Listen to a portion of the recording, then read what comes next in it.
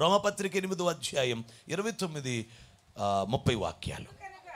ఎందుకనగా తన కుమారుడు అనేక సహోదరుల్లో జ్యేష్ఠుడగునట్లు దేవుడు ఎవరిని ముందు ఎరిగెనో వారు తమ కుమారునితో సారూప్యము గలవారగుటకు ముందుగా నిర్ణయించెను.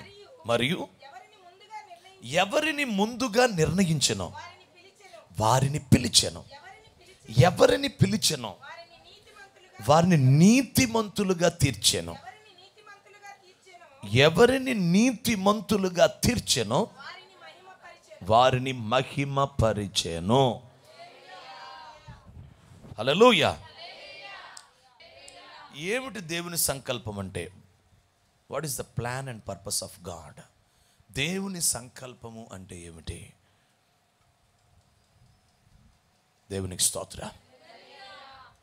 ఆ ఒక్క మాట రాసుకొని తలపైకి ఎత్తితే వినండి జాగ్రత్తగా. దేవుని సంకల్పం, దేవుని సంకల్పం.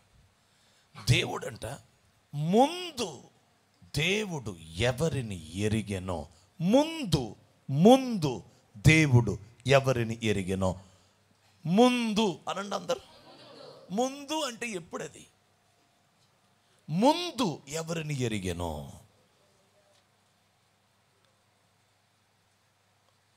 ముందు ఎవరిని ఎరిగెనో. ముందు అంటే ఏమిటి? హల్లెలూయా. ముందు అంటే అబ్రహాం కాలమా?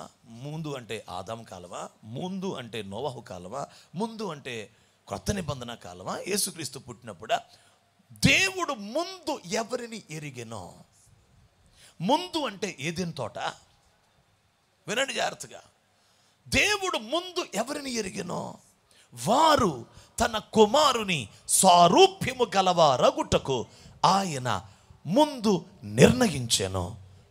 అందుకే ఆయన అనేక సహోదరుల్లో జ్యేష్ఠుడగునట్లు ముందు నిర్ణయించెను. వారిని నిర్ణయించెను. అప్పుడే పిలుపు దగ్గరికి వెళ్ళొద్దు, నిర్ణయించాను. దేవునికి స్తోత్రం.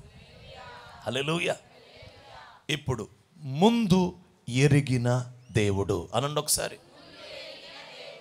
అంటే ఎవరిని ఎరిగి ఉన్నాడంటే ముందు అంటే ఇక దానికంటే ముందేమి. హల్లెలూయా. అంటే ముందు అంటే ముందు ఎవరిని ఎరిగెనో. నా వైపు చూస్తే ముందు మానవుణ్ణి ఎరిగెను. అసలు ముందు ఎవరంటే మానవుడు. ముందు దేవుడు. ముందు ఎవరిని ఎరిగినంటే మానవుణ్ణి. మనం ఏమనుకుంటామంటే 24 పెద్దలు ఉన్నారుగా, 4 జీవులు ఉన్నారుగా, 1000 కోట్ల దేవదూతలు ఉన్నారుగా, గబ్రియేలు ఉన్నాడుగా, మికాయేలు ఉన్నాడుగా, సింహాసనం ఉందిగా, పరలోకం ఉందిగా. ఇవన్నీ ముందు కాదా? వీటన్నిటికంటే ముందు దేవుడు ముందు ఎవరిని ఎరిగెనో. దేవుడు ముందు ఎవరిని ఎరిగెనో అనండి గట్టిగా. అంటే ఎవరినో కొందరిని దేవుడు ముందు ఎరిగి ఉన్నాడు. ఆ ఎరిగిన వారిని గురించి ఆయన నిర్ణయం ఉంది. ఆ నిర్ణయం ఏమిటంటే కుమారుని స్వారూప్యంలోకి తేవాలి.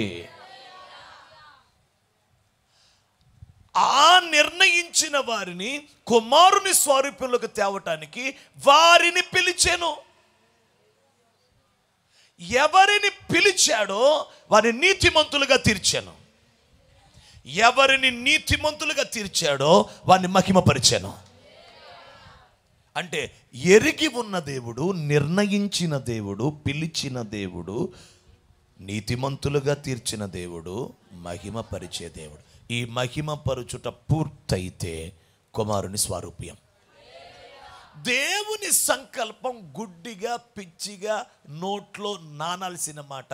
మానవుడు పట్ల దేవుని సంకల్పం కుమారుని స్వరూపమే, అనగా క్రీస్తు స్వరూపమే. హల్లెలూయా.